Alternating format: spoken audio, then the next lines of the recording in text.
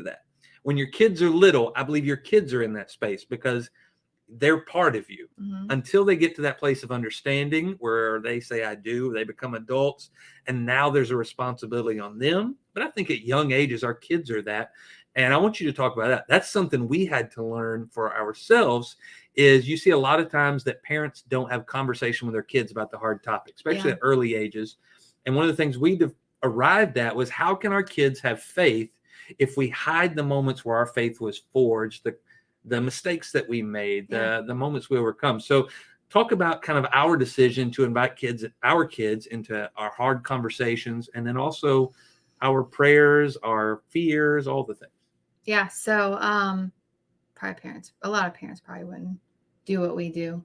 I mean, but then a lot of them do. I think obviously there comes to a certain age of being able to bring them in on the conversations, but our kids know our financial struggles to a certain extent. They don't know absolutely every detail of our financials, but they know when it comes down to growing up, what happens to your body. Like we talk about everything just because this world, if we don't talk about it, they're going to learn about it and probably not in the right way. And so, thankfully, my husband is able to have more of those conversations with our children than we were, but we are so open with them with things like that and we probably let them watch movies and shows that most maybe Christian parents wouldn't let them watch because of language or violence or other things, but we use them as conversational pieces, and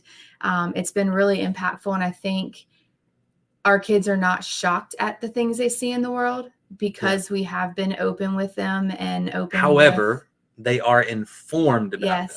And I think that's the place is it's not just you can watch all this, you're not shocked by it. Yeah. But if you don't talk about those things and you don't inform them what's true, what's right and what's wrong and those things, then they become desensitized or numb. To it. That's what I was going to say. They're not numb to it. That's a great way to put it. They're informed because we let them, we talk about it, and there's things, and like it comes down to a language thing where, our kids are 2 are in middle school and 1 is in high school, and the next one is about to be in high school next year, which is insane. But they're hearing this stuff. Our kids go to the public school system. We don't have them, even in private schools, you hear that stuff.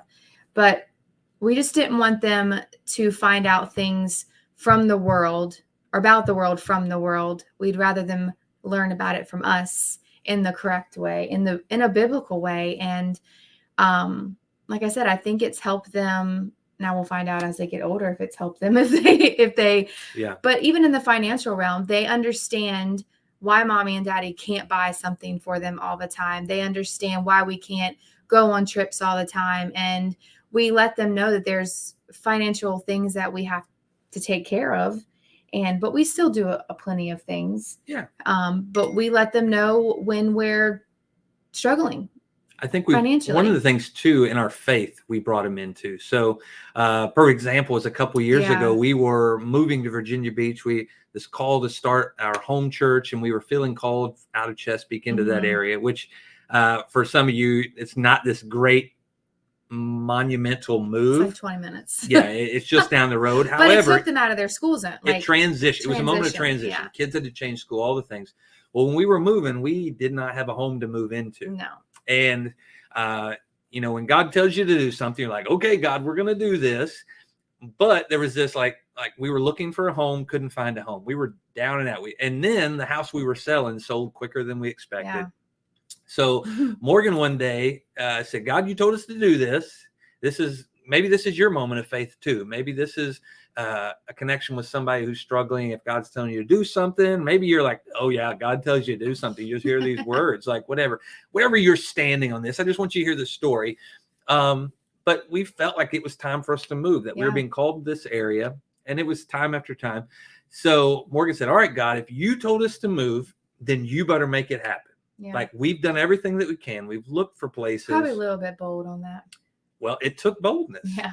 Because that day she said that prayer, And 30 minutes later, she went and checked Zillow, which she'd been checking nonstop. If you know anything about my wife, she constantly wants to move places. So Zillow's like on her speed dial on the websites. We'll go visit a place for a conference or people. And the first thing she's doing is checking real estate and the prices and saying, we could live here. Look, God has us in that place for it. Don't roll your eyes. I just God did. has us in that place for a reason. You never know if one day we're to go to a conference or visit people, not to move. We're not trying to move every know. Oh my God. I'm always prepared, y'all. In this case, though, she said we're moving. So she'd been checking Zillow, all the things. In this moment, she prayed this. There was nothing available, nothing. So she goes to take a shower. 30 minutes later, she comes back, checks Zillow, and there is a house open. The moment she prayed that prayer, it dropped. Yep. So we went and looked at this house, and this is a deeper question because we get there and I don't think our couch will fit.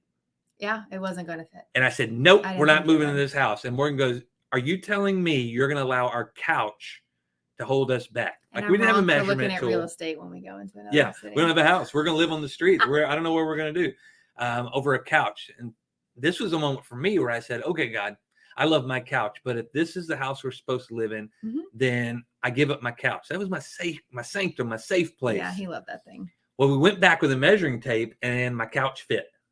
Well, before that, what did we do when we went to go look at the house the first time? We took the kids. Oh, wait, before that, we had to measure it. We measured it first to make sure the couch fit. Oh, that's right. So the couch did fit. So it was kind of God saying, it's okay sometimes to take things with you, but you just need to understand if I tell you leave it behind. I just need you to know that I'm more important than that couch. Mm-hmm. So I said, okay, the couch, but I got to keep the couch, which is a powerful moment too. So when we go back to look at the house and we love it, it fits us, it fits our family, it's where we're supposed to be. Perfect neighborhood. So we call the guy who owns it, says, we want the house. And he says, I have 6 other offers. And you're probably not number 1 on the list. No, because we didn't have the greatest credit.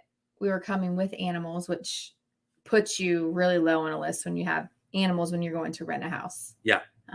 So we're like, okay, so we leave. We're in 2 different cars at this point. I had some kids in my car. Morgan had some kids in her car. And my mother was with and her us. mother.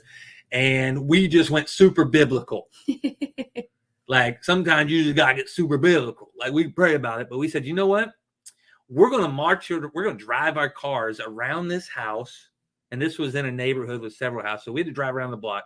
We're going to drive around this thing 7 times and just pray over it. Yeah. And it was a very busy neighborhood, very active, neighbors out. Yes. So us driving around about the 3rd time the neighbor mowing his yard was really starting to get worried. We were getting, our added prayer not only was to get the house, but was for the cops not to be called. Yes. And if we did get the house, for the neighbors not to think we're the crazy, weird people, although we are. But anyways, so we included our kids on this conversation. Here's what we're doing. Here's why we're praying. We want you to pray with us. And our kids at that point were 2017. So that's 6 years ago. So 10, 8, and 6. Wow. Gosh, where's the time go? Wow. So we begin to pray over this and let them know, here's what's being said. Here's what we believe. This is the house that opened up when mommy said that prayer. Yeah. But so we also explained to them why we went around 7 times. Yeah. So the next day we get a phone call. But what did we do on the last time around? Remember? We went crazy. We went crazy. We started, we were quiet on the way around. And we are totally Jericho in it. Be quiet, be quiet. 7th time around, we rocking it. Screamed in the car. Oh, I'm telling you. We did not go 7 times on the 7th time though, because I'm telling you, the dude on the end of Black Moan he was on the last leg. And a bunch of them were Navy SEALs too, so I didn't really want to encounter that one. But the next day, the guy called and said, I just feel like you're the ones, and I'm renting the house to you. And we shared that moment with our kiddos. Yeah. Here's what occurred because of this. This is where God will open doors for you, because your kids, we expect them at 18 when they leave your house to have the faith you have. Why do you have the faith you have? Because of experience, because of intimate moments with God, where he's done things in moments where you just couldn't imagine. Yeah.